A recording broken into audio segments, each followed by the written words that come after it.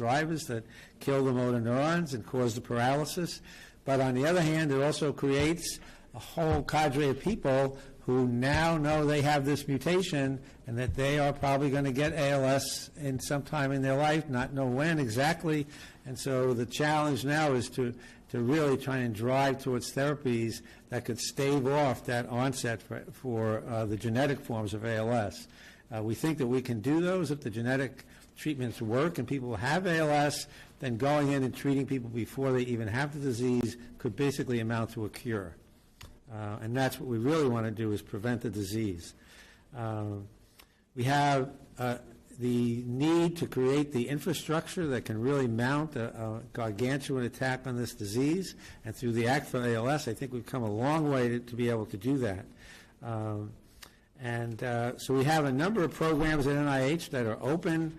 Some of them are open, and ALS investigators are welcome to apply. Some of them are actually specific to ALS, such as the Alzheimer-related dementia research programs, the Brain Initiative programs, and I want to talk mostly now about the Act for ALS, which was signed by the President December of 2021.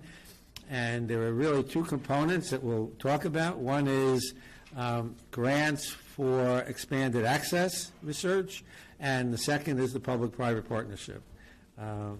So expanded access is funded through the Act for ALS for patients who are not eligible, people with ALS who are not eligible for the ongoing trials.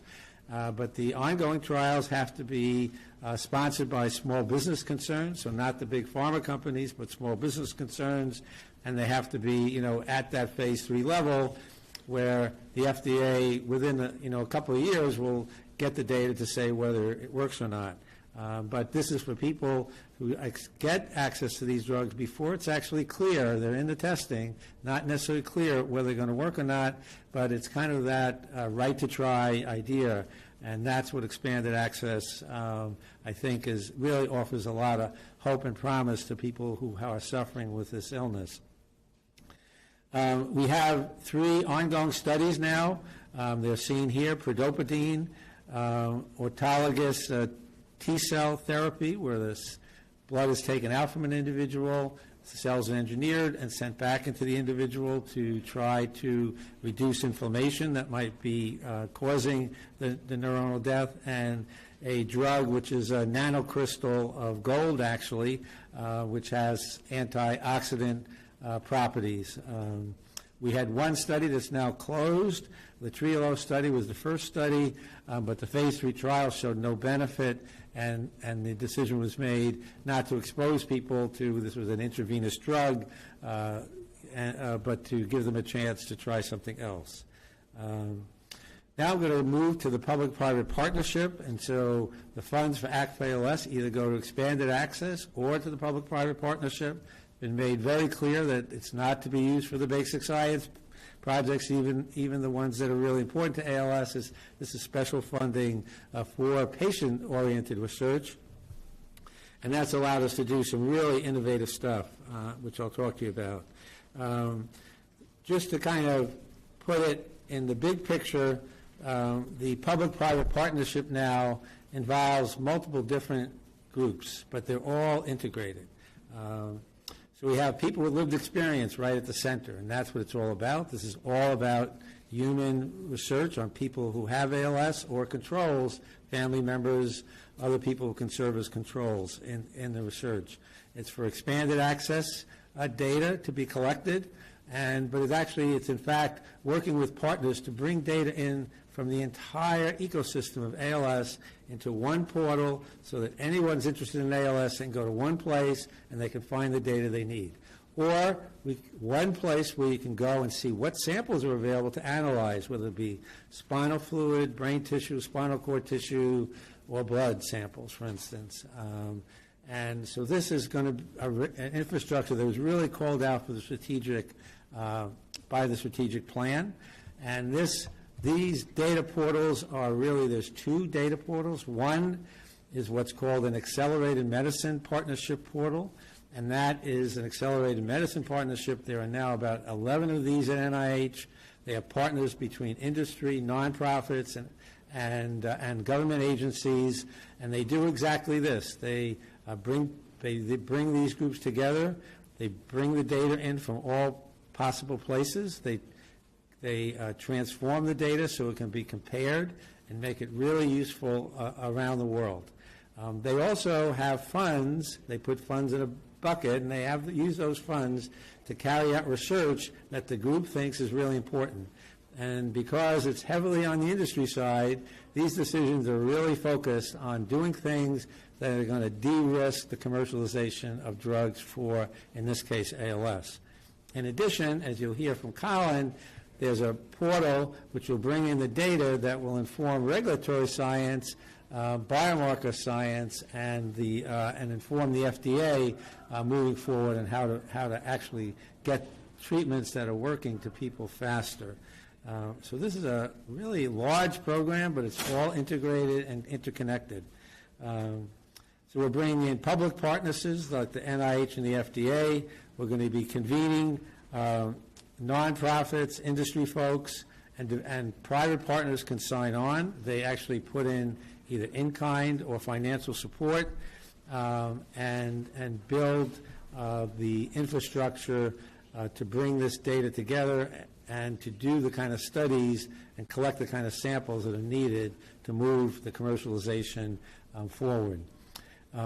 With the funding, we're also able to develop a consortium across the country of sites, and you can see here on the map where they are. So these are sites that belong now to this consortium that's under the public-private partnership.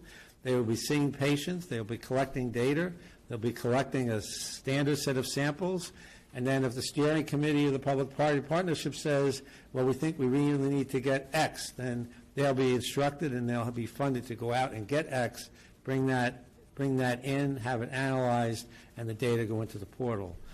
Similarly, if CPATH is looking for information about a particular, outcome measure, then we'll be able to instruct this group to collect the kind of data, bring it into the CPATH, and have it used for the regulatory science.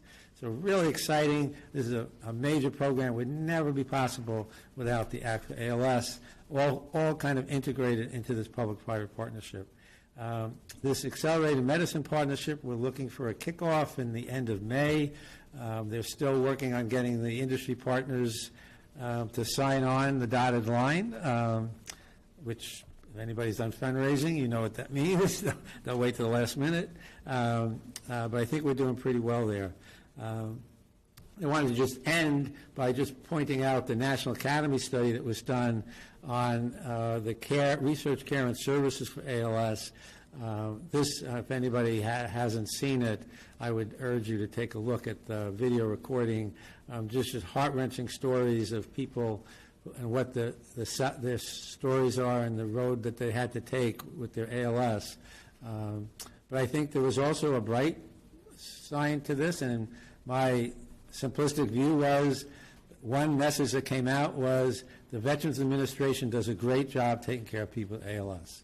And so I think that message is going to be front and center. If the Veterans Administration can do it, why can't that be true for everybody with ALS? So there really was, I thought, a bright piece of that story that's going to be coming out soon. So I want to thank my team at NIH. We have been really, really busy, and I've been torturing many of them routinely, but they've been really dedicated, and everybody wants to get the same thing, which is to kill this disease.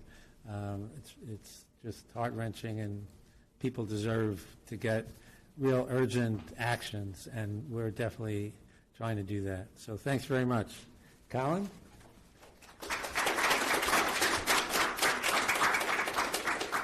Hey, thank you. Can everybody hear me? Thank you for everyone for joining us. I want to thank the legislators who have been very passionate about supporting the Act. I want to really especially thank the advocates and the persons with ALS for their time and attention as we've been embarking on this journey. There's so much I've learned personally from working with this community. And it really is driven in the passion, I think, that we have for being involved in this space. I'm going to talk a little bit about CPATH and sort of orient you what we are and who we are and what we do. CPATH acts as a neutral convener.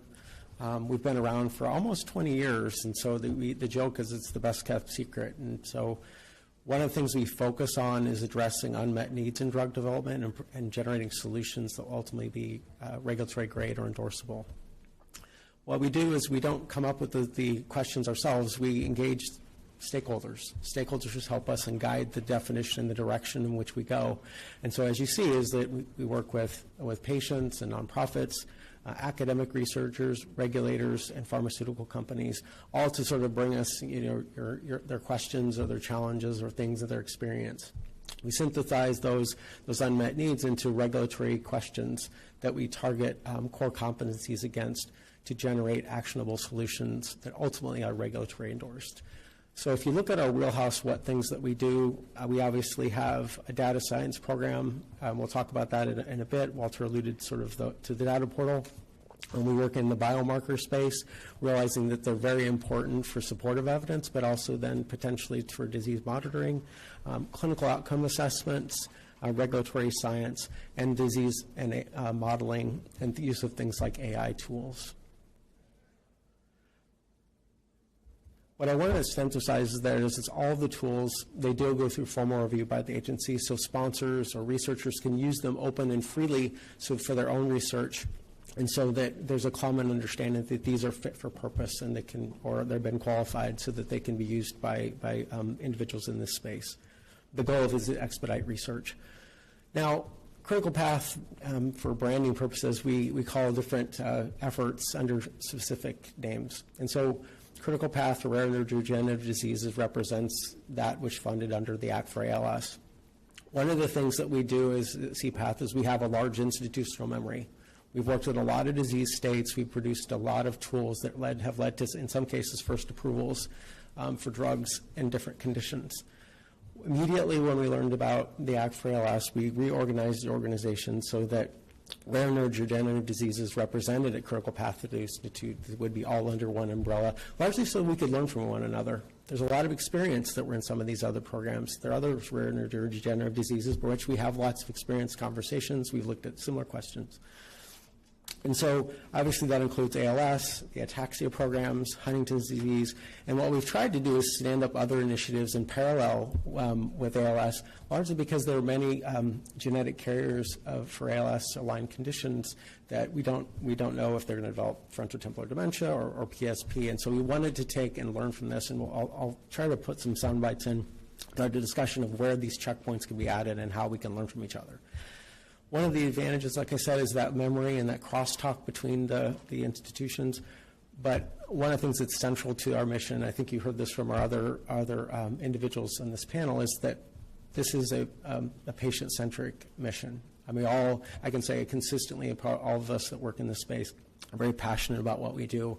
We really work in collaboration with individuals that are impacted with the disease in mind. We're going to visit the slide that Walter showed, is that this is just an exciting ecosystem. This is an ecosystem that we take different stakeholders, from data collection, looking at existing data and how to apply it effectively in different states, and so that we all learn and we don't lose time, because we all appreciate that time's important. I won't reiterate much of this in this slide, but I really just want to say is that we do work together. I probably have on average about 5 to 7 calls a week with the stakeholders about trying to plan, design, execute, hand off different things, largely because we know we need to move quickly. This is a busy slide, and my slides will be available. I wanted to give people some things that they could read because I'm a visual learner, so I have an innate bias. These are sort of the work streams that we've accomplished under the Act after I joined CPATH. And I'm going to walk through some of these in high level and talk a little bit about where they're going, where they're at, and whatnot. The first thing was really engaging with persons with lived experience. We talked extensively with nonprofits and trying to understand where their pain points were. We established a person with lived experience group that we could convene regularly to participate in work groups, but also to be accountable and provide feedback. We share them with NIH so that we have a consistent dialogue and don't overburden the patient population. We're planning, and we've already started in an educational opportunity so that people can learn more about drug development, can advocate effectively, but also understand, what their role in research and how they can best advocate for themselves in research. We formed an extant data working group with NIH, but prior to that, what we did was an extensive worldwide scavenger hunt to find the ALS data of the globe. And, what we found was over 70 data sets that existed for ALS, and those largely become either registries, natural history studies, or previous studies that had been terminated. What we did then was we also found clinical trials that were relatively recent or that had been approved that might have really timeliness with regulatory context. From that, we worked with NIH to come up with a stratification for prioritization, and we basically created an attack plan to go get that data. And because part of this is the establishment of a comprehensive data warehouse. We're already in the process of executing data share agreements. We have now, I would add another one. I saw this morning, 19. We have 3 executed now. We're already ingesting data in-house, and we're standardizing and curating in ways to make it regulatory ready. The fluid biomarkers, we did landscaping there as well. Obviously, there's some that boiled to the top, like NFL and TB43. We formed a working group with FINH and NIH to decide which biomarkers should be prioritized for immediate use. We're in the process now of looking at data sets that contain biomarker data so that we can understand how best to design studies, where are the gaps that might fit a regulatory context of use for specific use cases. And so we can go for regulatory endorsement with those, but also provide feedback, both with acute studies as well as studies that might be undertaken through the All ALS Consortium. The second one, well, I'll go into this a little bit deeper in a subsequent slide, but is the clinical outcome assessment initiative that we've started in this space. Everybody had pretty strong feelings about the ALS-FRS when we were talking, and I see smiles in the room, so that obviously there are people that do appreciate those conversations. Well, one of the things that FDA charged us to do, I think that they'd heard this rumblings as well, and they said boil the ocean. So what we started to do is take the patient-focused roadmap for outcome measures and apply it to ALS. And so we're active in a process right now. We're beginning to get stakeholder feedback, and I'll talk about that in a second. But then, we're working. We also worked with the All ALS Consortium as they were designing their trials, and we met with them to talk about what measurements, PROs, and clinical report outcomes, so that we can begin to learn from those things as well. And I'll come back to this in a second about some of the other steps of this. But the long-term thing is to establish working groups that will generate standards for how we can perform these measures, because there's actually a lot of variability, surprisingly enough, in how these outcome measures are performed. We had talked to one investigator who was very passionate about the space, and they had dug up statistical plans, and he mentioned there were like 22 different ways that the ALS-FRS had been performed globally. And so obviously that has impact in how the performance of a clinical trial and what outcomes you generate from that.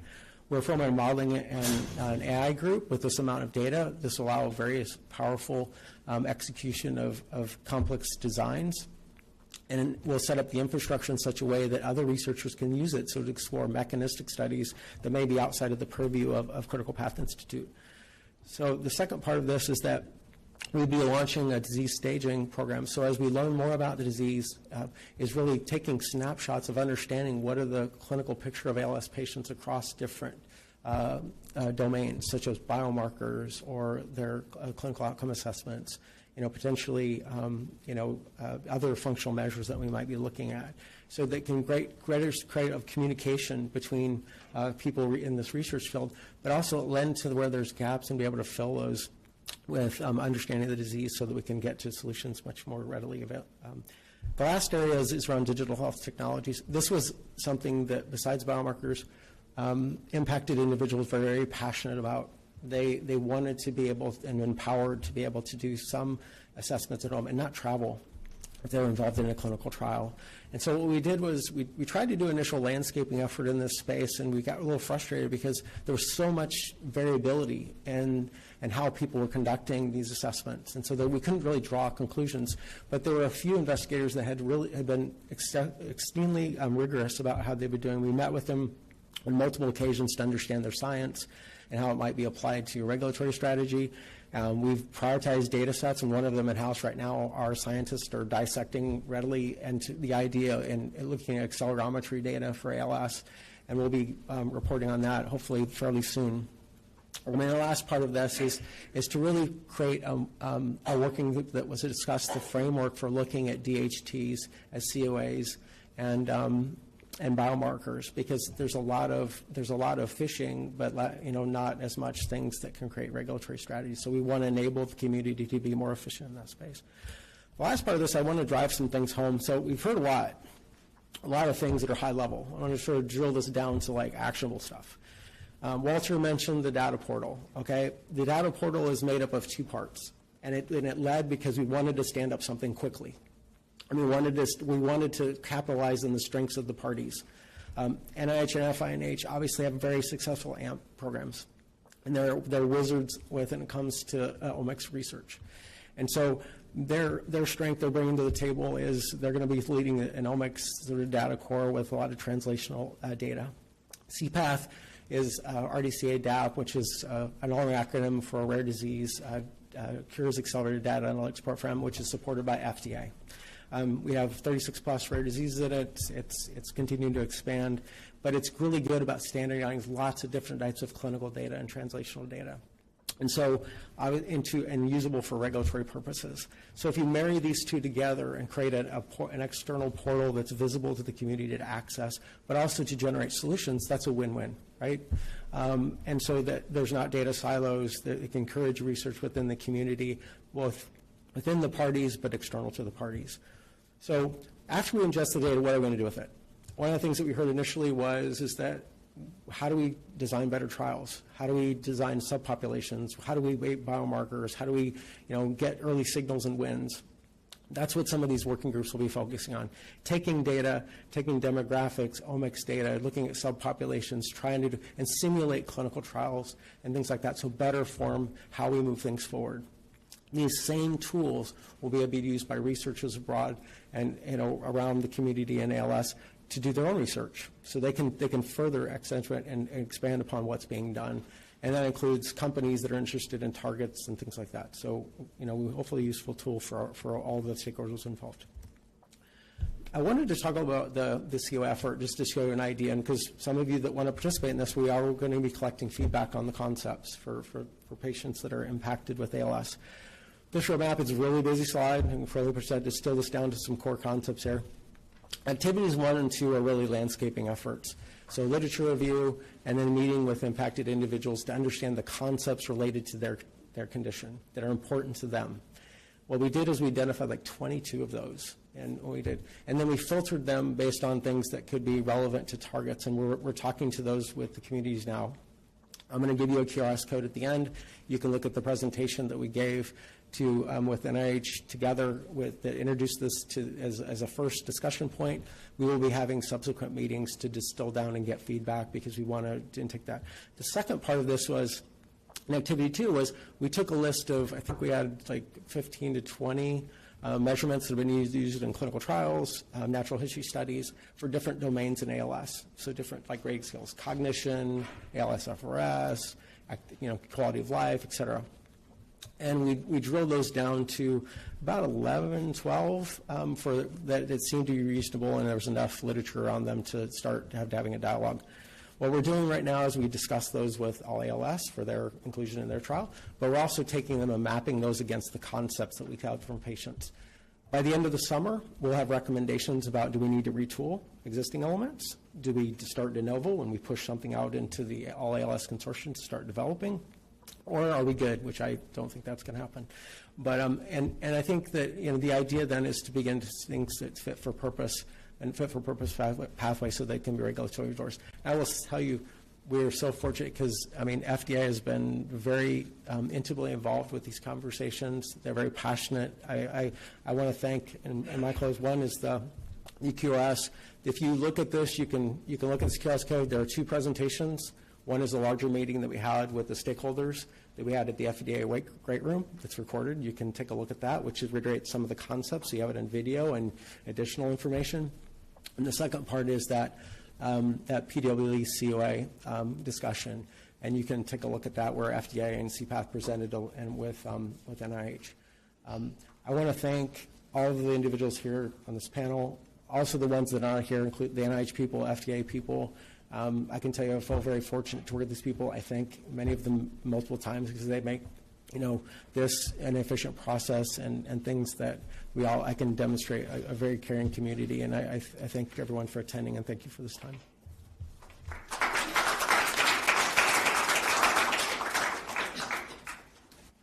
All right. Thank you to our wonderful panelists for sharing your personal and professional experiences in this space. I feel like we all learned a ton this afternoon. So much good work going on out there. On an administrative note, to those watching from home, apologies for the technical issues.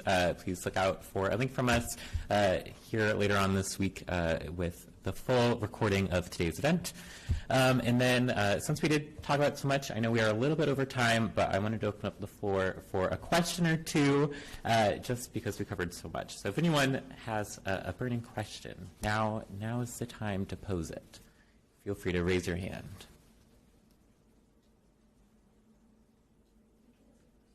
Absolutely. What do you think is the next new thing that's in the pipeline right now that you think is going to come forward in the space? I think that's more of an NIH question, maybe FDA, but is there something that you think is really coming to fruition that could help patients in the near term? Well, I think hopefully there's lots of things that we can try that are going to help. I think Jyoti can chime in. I think the excitement right now is around what Colin mentioned is called a protein called TDP43. So there are mutations in that protein that cause ALS, but all ALS patients have that protein forming aggregates in their motor neurons. So we could be wrong, but it's clearly a central issue in the genetic and the sporadic forms. And it's also in Alzheimer's. It's also in other degenerative diseases.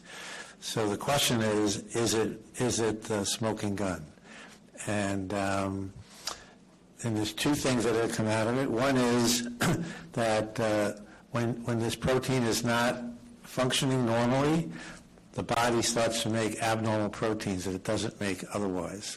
And those, whether they're causative or not, they'll be really good biomarkers for the disease. So a lot of evidence right now, a lot of work right now is getting biomarkers for TDP43 aggregation, which would be fantastic for ALS. And also, if it's really the culprit, then it could be a target. Knock down those abnormal proteins means you're actually hitting your target. And so I think that's kind of the thing that's rising to the top at this point in my mind. But Jinsi, you want to? Yeah, no, I totally agree. And there's multiple different approaches at targeting those proteins, which actually exist in ALS across sporadic and genetic, as Walter mentioned, but also in frontotemporal dementia and other dementias that have abnormal aggregation of TDP43. And those biomarkers he's referring to as cryptic exons, so it's a super exciting area.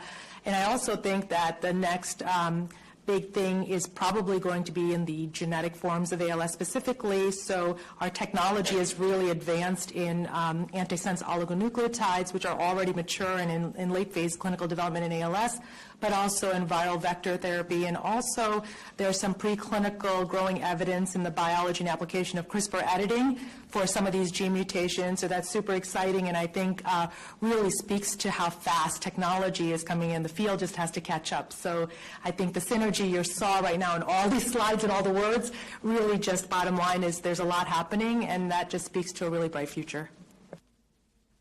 Wonderful. Thank you for your question. Yes, we have one more. With a room full of legislators or in the halls of the legislators, what is the next bill that you would like us to work on as we build from the success of Act for ALS? If it's written or not. You're going to hear from the clinician. So,